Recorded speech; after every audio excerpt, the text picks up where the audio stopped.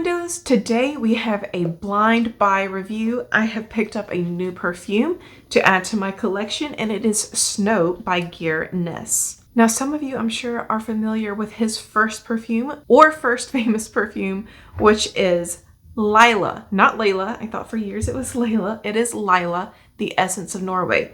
Now this perfume they sell at Epcot inside of Disney World in the Norway Pavilion. I know now it may just say Frozen, I'm not sure. But now Norsk Snow has hit the shelves, and I'm going to tell you guys all about it. And if you're a makeup lover only, well then friendo, don't despair. Because at the very end of this video, I'll show you how I got this eye look right here.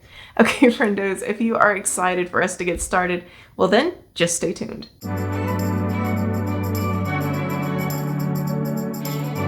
So I want to start out by talking a little bit about Laila. The reason being is I'm going to do a comparison. There are some clear similarities between these two fragrances, and I kind of want you guys to know what you're getting into. So Laila was the first popular fragrance by Geir Ness. He's a Norwegian immigrant who came to the US and decided to build his American dream here, but he wanted to capture the essence of Norway. So he did this in this perfume. If you've ever seen an interview with Geir Ness, he's very down to earth. He's very funny. He seems like an all-around good guy and someone who's a very family-oriented person. So Laila was actually named after his mother. Now I say Laila is an enigma because it's an enigma when it comes to fragrance. And you do see this more than once with the more ozonic type fragrances. There's something that are hard to put into words, hard to describe, and even hard for my trained nose to figure out what are these scents. And to be honest guys, you guys know I go to Fragrantica a lot for information, but this is one of those times where I feel like Fragrantica has done a terrible job of describing this fragrance. And I think that there's a reason for that. So on Fragrantica, they have down that the notes are floral notes, wildflower, and watermelon. If I'm being entirely honest with you guys, while those things are in here, that's not really what comes to mind when I spray this fragrance. To me, this fragrance has a slight salty marineness to it, but it's very demure. It's not at the forefront, it's in the back. Also, these perfumes are cheap. They are very affordable. So the 1.7 fluid ounce bottle goes for $68. And to be honest, you can smell that sort of like little cheapiness in the opening.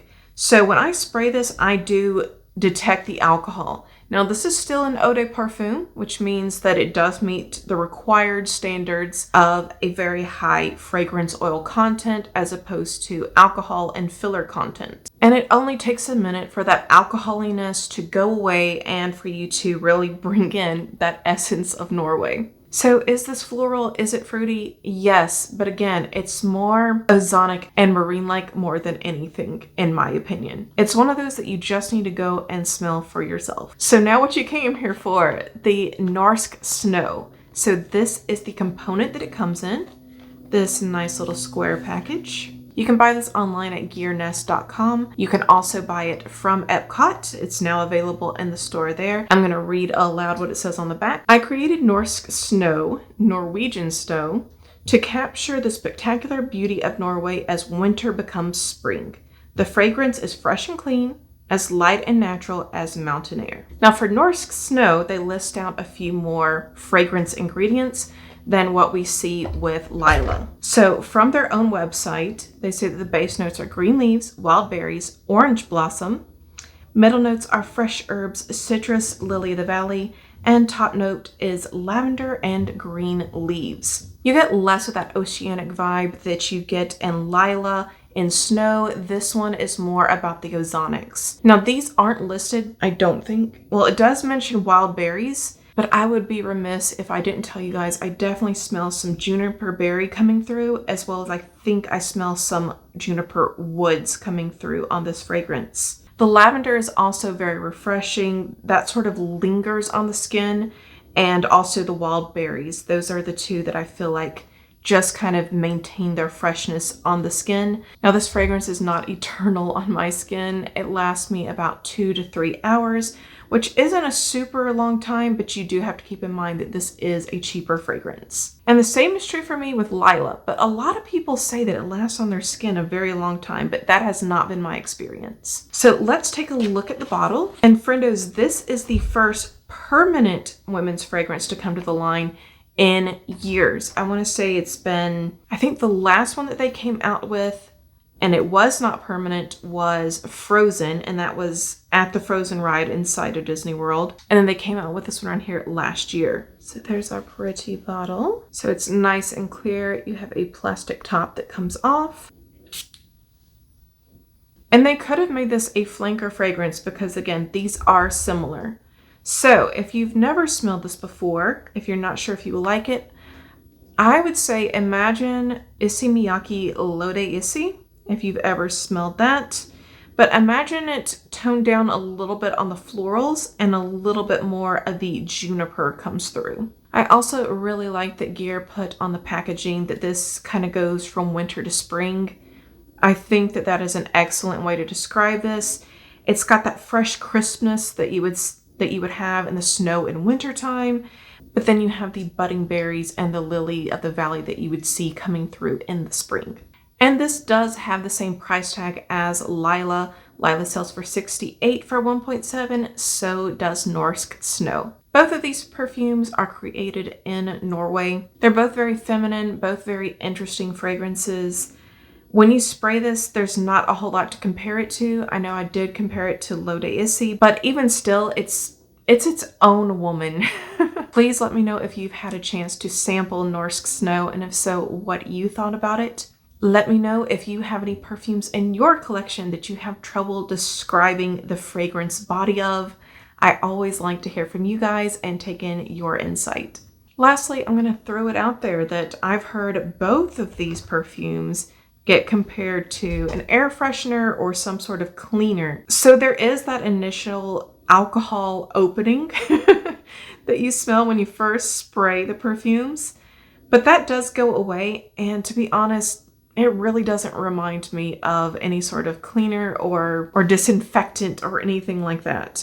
Again, she's her own woman. You have to go try this for yourself. Alrighty, friendos. So I told you after we were done with this review, I was going to show you how I got this eye look right here, and I'm going to do it for you on camera right now. So guys, if you're excited for it, just stay tuned. Okay, so the eye look that I'm envisioning, I think I can accomplish by using the Carly Bible palette. This is her collaboration with ABH. The Tres Luce Midnight Deseos palette, and the ColourPop Sandstone palette. So first off, I want to dip into the peachy pinky shade that's right here. I'm hoping this will come off a little bit more orange than how it looks in the pan. If not, I'm going to reach into that Midnight Deseos palette. So I'm going to start out by just buffing this all over my lid. I got a nice little fluffy brush here from Natasha Denona. This came with one of her new mini sets. And friendos, while you are watching today, feel free to chime in. Let me know how your week is going. I hope it's off to a great start for all of you. I've got a lot to get done between now and Saturday because I think I'm leaving town. So I'm actually going to try out Memories. I'm going to take this a little bit lower than where I put the last shade. Not go as high up into the crease. But I do want a little bit more of an orangey vibe to come through. And this look today, you guys, is so easy. It really is. It doesn't matter what your skill level is. You can definitely get this look if you just put in the time. Just work on making those good old circular motions and the makeup will take care of itself. Next up, I'm going to take a really crappy brush because this one's clean. And I'm going to go into the shade Miracles. I'm choosing this color because this shade of brown will really match the top that I'm wearing. I don't know how much of it you can see in the video, depending on how much we crop out. But yeah, I think it will match really well. So I'm getting tighter with my circular movements when I'm applying this shade, because I don't want it to go up as high. I don't want to dissipate all of the color that I have smoked out in my crease and a little bit above. I just want this placement on the outer corner. And I'll go back in at the end and I'll clean this up, get a prettier edge than what we're seeing right now. Again, the brush that I'm using is not like top tier by anything. If I had to guess, this brush was made, I'm just gonna be real. This is a Mary Kay eye crease brush. Mary Kay's products are crap. This is just something that someone gave me. So now I'm going to go back in with that more high quality brush that I have from Natasha Denona. I'm gonna go into Memories once more, and I'm gonna blend this out on top and get a more smooth edge going. A lot of this is gonna get covered up when I put on a shimmer shade. And I'm being kind of messy right now. I'm letting some of it get under my eyelashes and into my lower lash line. That's fine. I was gonna put that down anyways. So I'm kind of working it in under there. Alrighty, friendos. So I don't have everything blended out perfectly just yet, but I want to go ahead and move on for the moment. Let's go ahead and get some shimmer down. Okay, so the next shade that I want to dive into is this Westward shade in the Sandstone palette. I'm going to go ahead and swatch this for you guys so you guys can see just how pretty this is. It's like a gorgeous olivey / antique gold. Just beautiful. One of my favorite shades in my collection. If you guys have been watching me for very long at all, you know I love green. And then we have Desert Sky over here, which also sort of a shifty color. We've got a little bit of pink in there. I don't think it really shows up on camera. But over top, what I'm going to do is I'm going to layer these two. Over top, this will give us a more olivey / limey green that we're going for. And I'm focusing westward towards the middle of my eye, and I'm staying out of this corner with it. When I go over the shade with Desert Sky, it's going to look a little bit more dimensional just for me doing that.